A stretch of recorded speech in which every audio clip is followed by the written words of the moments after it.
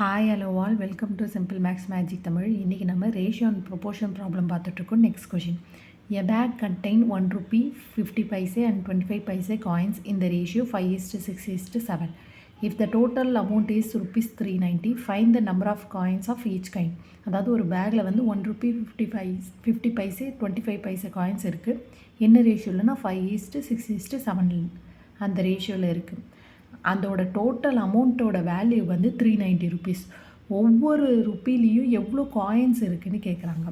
இப்போ நம்ம இதை வந்து 5x 1 rupee 5x into 1 plus 6x into 50 பைசையை நம்ம ஹாஃப்னு எடுத்துப்போம், ப்ளஸ் 7x into 1/4 25 பைசாவை 1/4ன்னு எடுத்துருக்கோம். இதெல்லாம் ஆட் பண்ணால் 390 வரும்.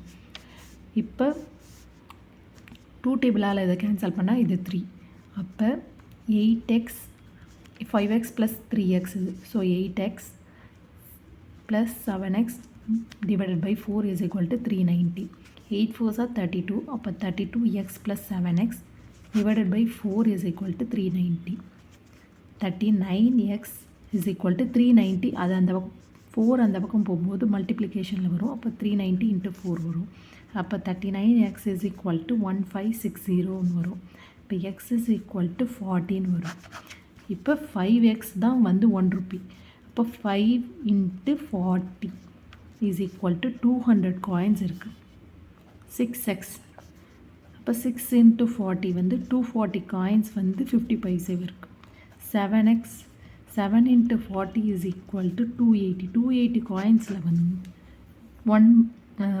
25 பைசா இருக்குது. இதுதான் இதோட வேல்யூ. 200 240 280. இந்த வீடியோ உங்களுக்கு பிடிச்சிருந்தால் லைக் பண்ணுங்கள், ஷேர் பண்ணுங்கள், மறக்காமல் சப்ஸ்கிரைப் பண்ணுங்கள். Thank you so much.